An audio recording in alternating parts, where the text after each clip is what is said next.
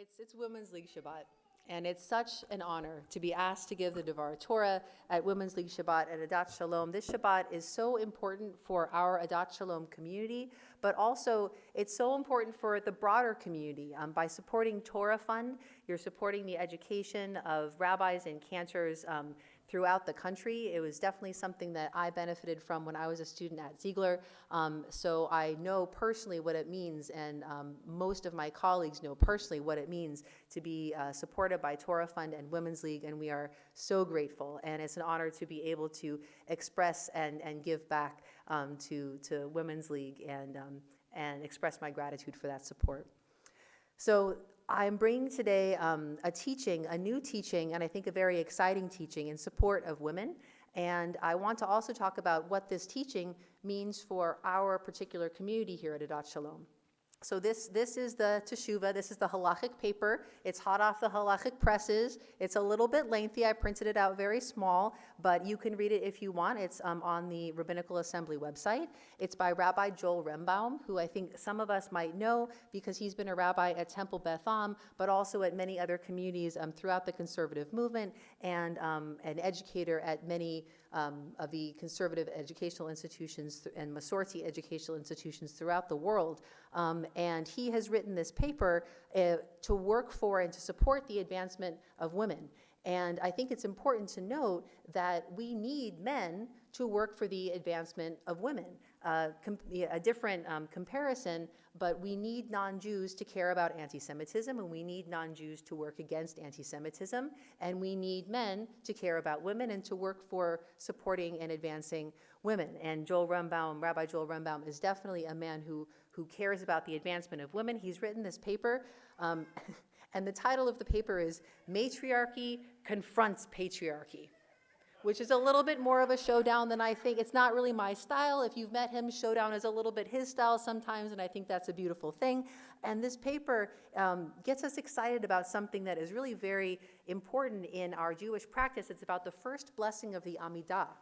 And so in our Siddur, from this Siddur was published in the 1980s, and the 1980s and more traditional from many generations ago version of this blessing uses the phrasing, God of Abraham, Isaac, and Jacob, and it uses the phrasing Magen Avraham and Avotenu and Avot to refer to our ancestors, highlighting, of course, the males among our ancestors, but not the females.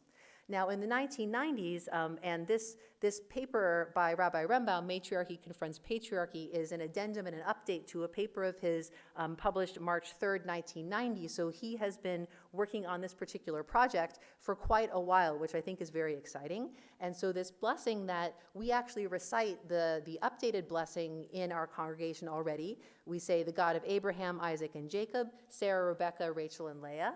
We include the phrasing Magen Avraham Ufoked Sarah, and also we don't include this in our particular practice right now, but saying not just Avotenu, but Avotenu ve'imotenu, and not just Avot, but Avot ve'imahot. Those are a little bit different to remember, and because they don't appear in the text of this Siddur, we don't really include those. We focus on saying God of Abraham, Isaac, and Jacob, Sarah, Rebecca, Rachel, and Leah, mentioning not just our patriarchs, but also our matriarchs. And Magen Avraham, Ufoked Sarah, mentioning not just Abraham, but also Sarah. And of course, these two of our ancestors, our earliest ancestors, played a pivotal role in the unfolding and development and existence of the Jewish people.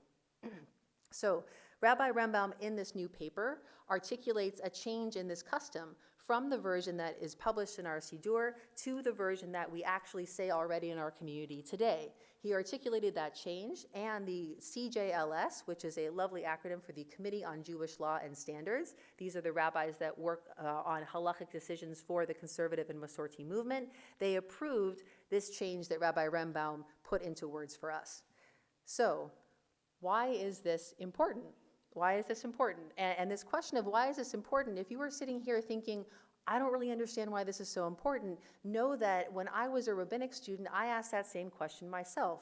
This is just a few words. This tradition that we have, the text in our Siddur has been around for generations and generations. We have to weigh the balance of making changes to our tradition, but also reflecting our current reality. And as I asked this question when I was a student, this is the understanding that I personally came to. It is a huge deal, and the value is symbolic. It's about adding a few words, but it's not really about adding a few words. It's about something much bigger than that. It's about making a symbolic statement that we see men and women differently from how we used to. And before I go any further on this idea of seeing men and women and the relationship between men and women differently than how we used to, I want to make the point, because I think it is necessary to make, that men and women are not the same. Men and women aren't the same.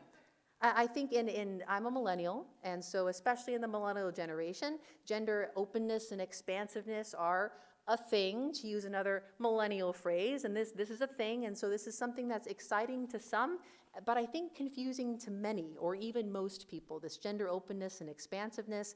And in this idea that we're working for women to have the same opportunities as men, I think it's important to remember that men and women are different, and that is beautiful. I think that women are awesome, and men are differently awesome, or if you prefer, men are awesome, and women are differently awesome. We're all awesome, and we're different, and those differences are important, and we're not trying to erase them. I think it's important to recognize that they exist and to respect that they exist, because this is how we're created.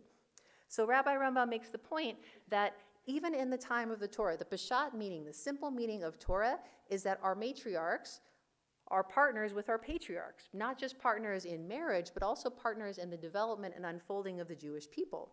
So both Sarah and Rebecca hear directly from God. They experience prophecy and communication with God on an individual basis, and both ensure that their sons pass on Jewish leadership to the next generation.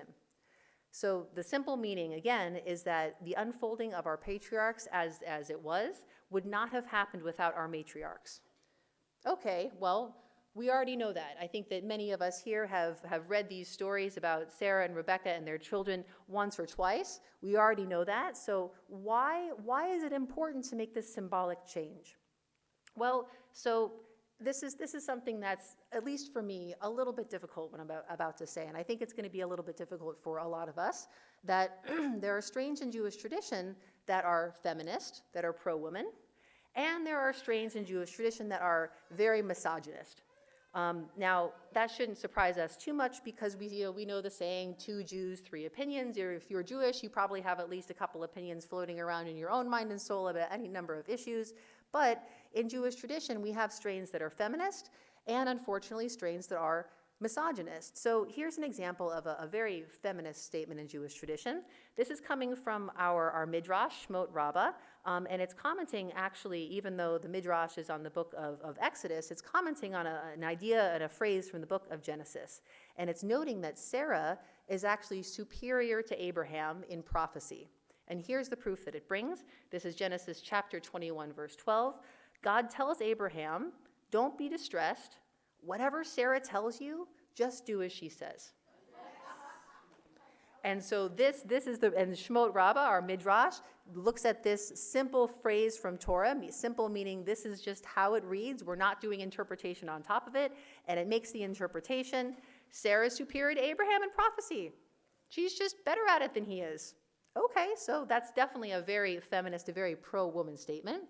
And so now we have to look, I think we do have to look so that we are aware of the misogynist elements in our tradition as well.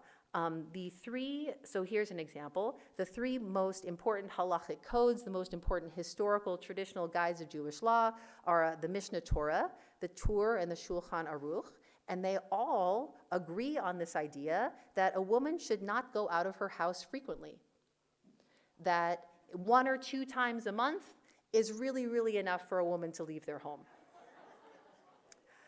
Now, I think that this is an idea of keeping women in the home, not allowing women to go out freely and do what they want. That's not in support of women. That just isn't. Now, there are different ideas also in these halachic codes about how to punish a wife who won't do her work. None of them are in support of women. Some of these ideas about how to punish a wife are more severe than others, but these ideas are not treating women as equals and are not supporting women. So in this conversation, knowing that we have examples from our tradition that are pro-woman and examples from our tradition that are really not, it's important to take a side. Because that's the situation in our tradition, it's important to take a side, especially because in the way that we learn our tradition and the way we experience our tradition, we don't throw away our old ideas. They stick around. And overall, this is a good thing. It's good to have ideas from a long time ago that we can go back to. And on this particular issue of do we stand for the advancement of women or do we stand for something else, our practice of preservation of ideas really asks us to take a clear stand. So I do have a very exciting announcement for our community that we will be getting new Sidurim, and we will be getting the Sidur Lev Shalem, which is the new standard Sidur from the conservative movement. It's been the new standard Shabbat Sidur for the conservative movement since 2016, which is before the pandemic, which feels like forever ago, less than 10 years, so we are still at the forefront of this. And significant for our conversation, this new Sidur, the Sidur Lev Shalem, includes this new first blessing of the Amidah, ratified as the preferred version just last year in 2023 with Rabbi Rambam's paper, even though this change has been in progress since 1990, and that's why it's what we already say in our congregation. Now, this Sidur is specifically for Shabbat and festivals, so it has extra space in its pages to add in a lot of commentary for those of us who like to explore big ideas as we're davening, and transliteration to make the words of our tradition more accessible to those who aren't expert Hebrew readers yet. And the transliteration is always a great help with that. And also, if you're familiar with our new Machzor, our Machzor Lev Shalem, which new as of 2010, it matches, or it's the same series as the Machzor Lev Shalem. So if you're thinking about what does this look like, it looks similar to that. And I want to, of course, acknowledge that this was made possible by generous contributions from the Chaim Saba Zichrono Livracha Fund and from our minyonaires, our daily minyan, and also, I think, very significantly, by the work of our Tefillah committee, not just current Tefillah committee, but our past Tefillah committees, our executive directors, past and present, and our presidents, past and present, because I'm aware that this change is something that has been a topic of discussion in our community, not just since July 1st when I started as senior rabbi, but for many years. And so I want to recognize that all the work of all the people throughout the years that were involved in making this come to fruition right now at this time in our community. So we'll have opportunities, of course, to dedicate Sidurim in honor or in memory of loved ones, men and or women, anyone can be honored and dedicated. And with this action, our community continues to affirm that men and women are our partners, just like our patriarchs and matriarchs. We already say the names of our matriarchs in our tefillot, as we did this morning and as we will in Musaf. But this new Sidur will make it official. It will put things in writing, and it'll bring our practice into sync with other conservative synagogues, which is contemporary for us.